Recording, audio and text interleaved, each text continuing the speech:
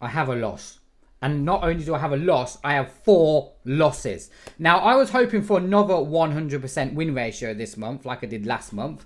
As you can see here, in April, I did a 100% win ratio, 43 winning trades. And I was hoping to carry on that momentum and do another 100% in May.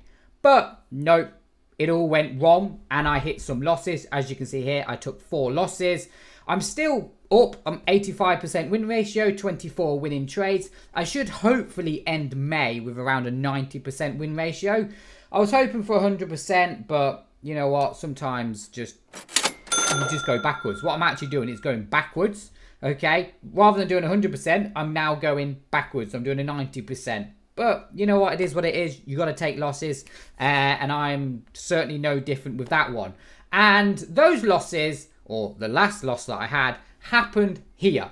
Now, I've been trading the binary destroyer a lot on the higher time frames. The reason being is because I'm actually fully booked with one-on-one webinars up until June. So I'm really struggling with actually sitting down, spending a few hours every single day on front of the charts. So to kind of compensate that, if you don't have a lot of time to spend in front of the charts, is to actually trade the higher time frame. The reason being is because you see setups happening before they actually happen, okay? Which means that you can kind of allow yourself certain times in the day to look at the charts because you see setups happening. For example, each candlestick here represents 1 hour. So when I see a trade happening, I've got at least a few hours before that actual trade happens before I actually take a trade. Now this obviously means you spend a lot less time on the charts. It also means you also take less trades, but the rewards of this is obviously you spend less time on the charts, which is good, and you can really maximize your positions. You're able to take every single trade because you can see every single trade happening. Now, I called a sell on GBPCAD on Monday. I took this trade Monday night, okay? And as you can see here, GBPCAD to start my trading week off. Beautiful sell setup on the 1 hour time frame. Target for this is a 1-to-2 risk reward ratio. I actually posted this at 6:57 a.m. I mean, I don't normally get up that time in the morning, so there must have been a reason why I got up that early. But yeah, to give an example, this is a screenshot, right? This is a better resolution of that trade.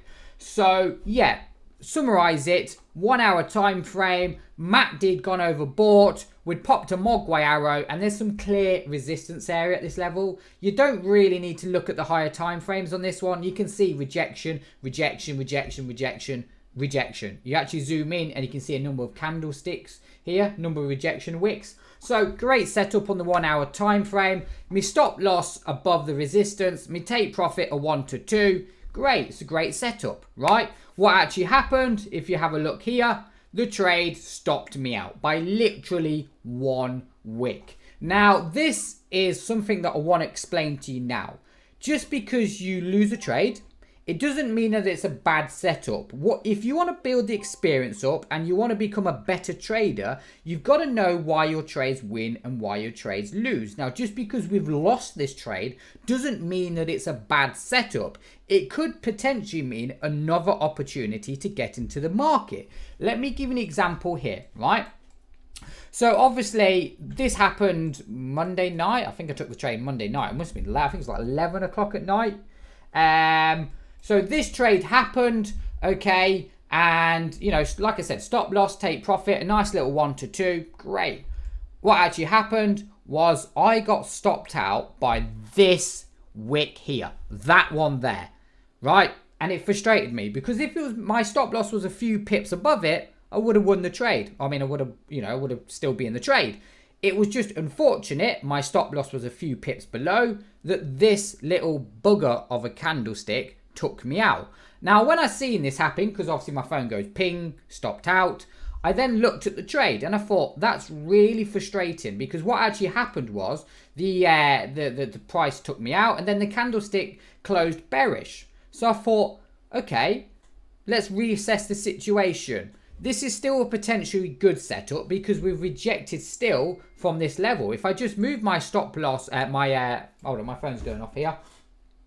If I actually move my resistance area here, okay, and I remove it like this, I think, okay, there's now another possibility to enter a sell trade. So what I did was I entered another sell trade here. Now, as you can see here, hold on, I definitely don't want to do that. I don't want to do my trade.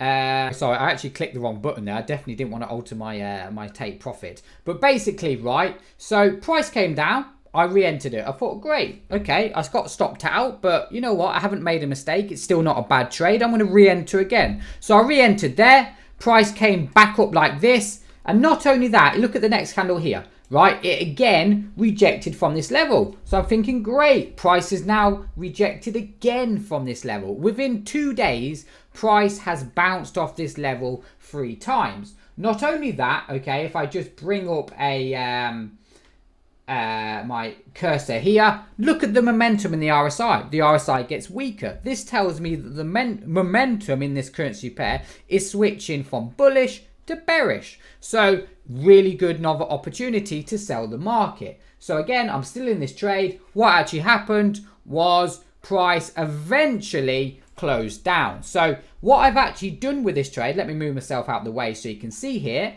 I've now moved my stop loss to a few pips into entry point here. Now this is interesting, okay, because my take profit is down here, way down here, right? So I think I'm on like a 1 to 4 risk reward ratio with this trade. So I'm now going to risk 4 times as much. I'm going to make 4 times more profit than I am risking. Now this stop loss is important. It's there for a reason, and I'll explain to you the reasons why. So basically, I took this trade. It stopped me out. Okay, I looked at the trade. I reassessed my situation. I thought it's still a great selling opportunity. I took another sell trade. Now, the money that I lost on my first trade, this stop loss here is now at break even. So if I get stopped out now at this trade, so you see here, now my stop loss is a few, whatever pips in profit. If I get stopped out now, I've not lost any single money on this trade. Because the profit I make here is cancelling out the loss I got on my first trade. Now, if this price goes lower, I'm just going to constantly move my stop loss down, and it's win, win, win, win, win. So this whole setup now is a risk-free trade for me.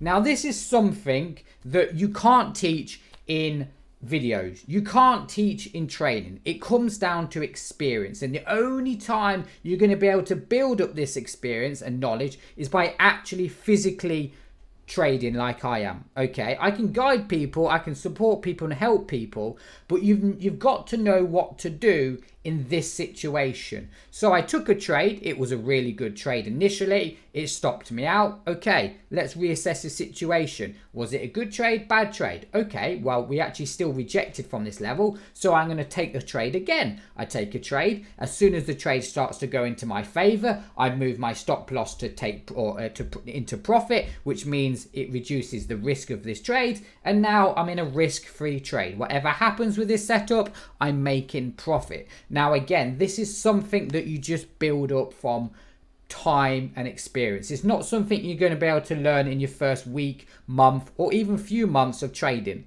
Okay, it takes time. But this is how you trade. This is how, in essence, you do it. Okay, you're going to get stopped out. You're going to win trades. You're going to lose trades. It's all about knowing what to do when that time comes. So yes, I'll bring myself back again. So yes, that's currently what's happening. I'm on a sell on GBPCAD.